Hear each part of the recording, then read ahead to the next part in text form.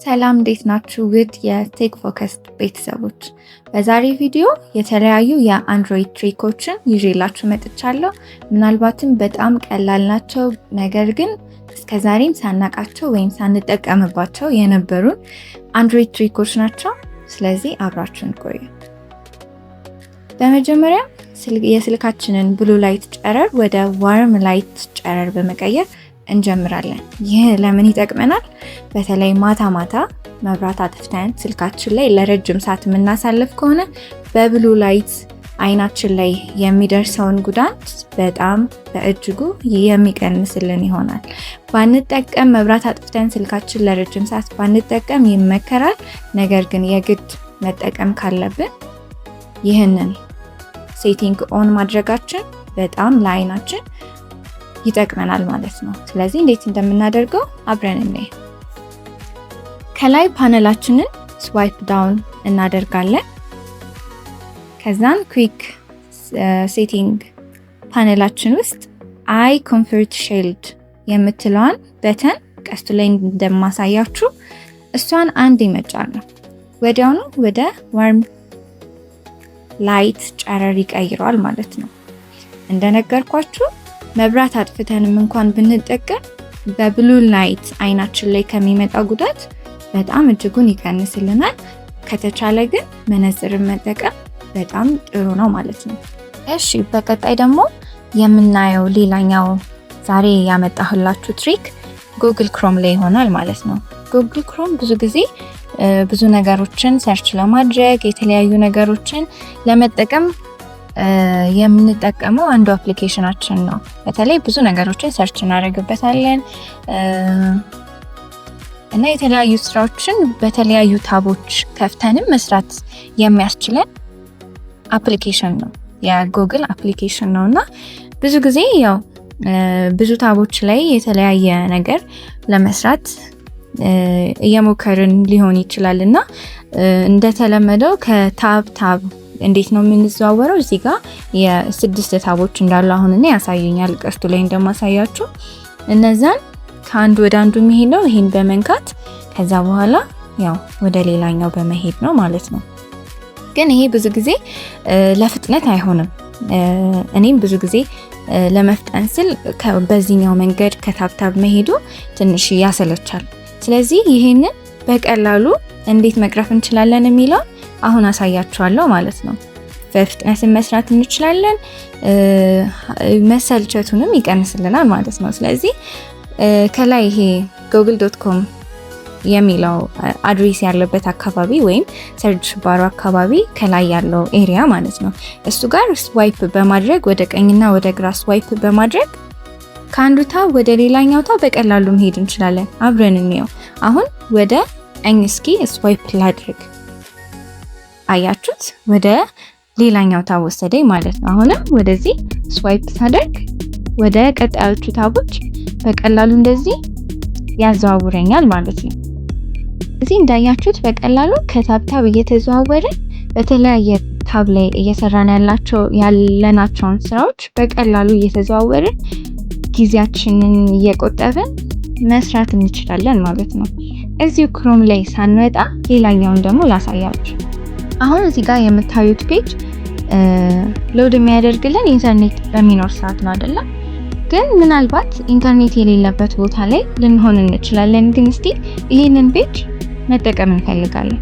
ስለዚህ አሁን በኋላ ምናልባት ኔትወርክ የማይኖርበት ቦታ ላይ ከሆነ የምሄደው ይሄንን ፔጅ በፒዲኤፍ መልክ ዳውንሎድ አድርጌ ኢንተርኔት ባይኖርም መጠቀም እችላለሁ ማለት ነው። ወይም ማንበብ እችላለሁ ማለት ነው። ምንም ነገር ከዚህ ፔጅ ላይ ሳይጎል ማንበብ እችላለሁ። ይሄንንም እንዴት እንደምናደርግ አብረን እንየው። እዚህ ጋር በቀኝ ከላይ በኩል የምታገኙት የሜኑ 3 ነጥብ ያላት የሜኑ አንዴ እንነካለን። ከዛ ሼር እንላለን። ያስመርጠናል እዚህ ጋር በመልኩ ሼር እንደምናደርግ። እኛ ግን በፒዲኤፍ መልኩ ማውረድ ስለምንፈልግ ፕሪንት እንለዋለን ማለት ነው። ትንሽ እንጠብቀዋለን።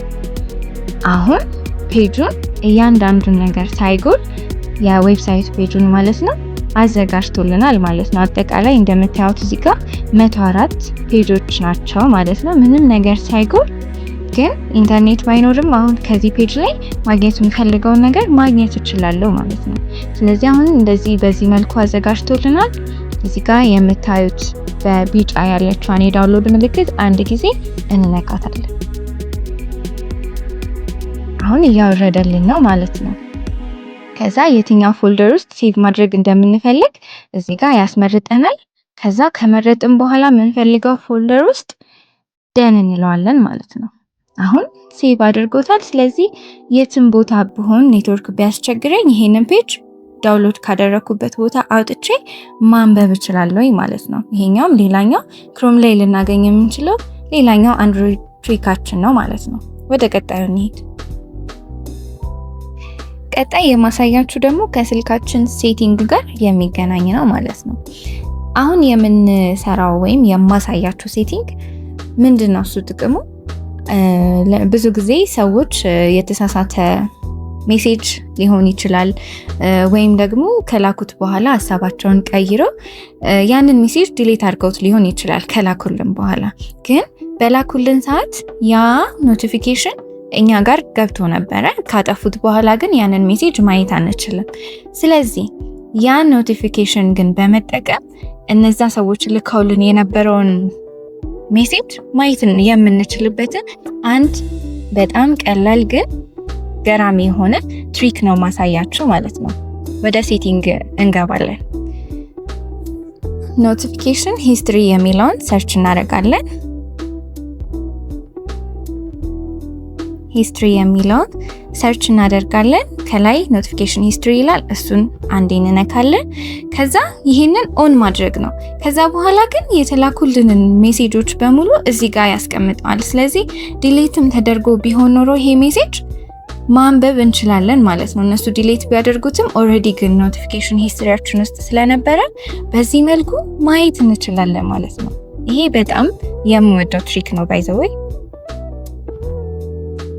ስለዚህ እስካሁን የተለያዩ 5 የሚሆኑ የስልኮቻችን ላይ መጠቀም የምንችላቸውን ቀላል የሆኑ ግን ጠቃሚ የሆኑ ነገሮችን ወይም ትሪኮችን አሳይቻችኋለሁ። በመጨረሻ ደግሞ እስኪ ቲፕ ልስጣችሁ። እነዚህ 2 ቲፖች ነው የምሰጣችሁ። እነዚህ ቲፖች ለሳምሰንግ ተጠቃሚዎች ናቸው የሚሆኑት። ምክንያቱም ሌሎቹ ስልኮች ላይ ሁሉም ላይ ላይሰራ ይችላል፣ ግን ሳምሰንግ ላይ በደንብ ይሰራል። 2 ቼኮችን እነግራችኋለሁ ለሳምሰንግ ተጠቃሚዎች ማለት ነው። አንደኛው ስልካችንን ከላይ ፓነሉን ወደ ታች ስንስበው መጀመሪያ የሚያመጣልን የኖቲፊኬሽኑን ኤሪያ ነው አይደለ? ኖቲፊኬሽን የሚያሳየንን ኤሪያ ነው። ከዛ ነው ወደ ኩዊክ ሴቲንግ ፓነል የሚወስደን። አንዴ ስዋይፕ በማድረግ ወደዛ ሊወስደን አይችልም። ወደ ኩዊክ ሴቲንግ ፓነሉ ወደዚህኛው ማለት ነው ሊወስደን አይችልም። ስለዚህ እንዴት ባንዴ ወደ ኩዊክ ሴቲንግ ፓነል መሄድ እንችላለን የሚለውን እናያለን ማለት ነው። እስካሁን ስዋይፕ ስናደርግ የነበረው በአንድ ጣታችን አልነበር። ስለዚህ ቀጥታ ወደ ኩዊክ ሴቲንግ ፓነል ለመሄድ 2 ጣቴን ተጠቅሜ አሳያችኋለሁ። እናንተ ሞክሩት ይሄንን።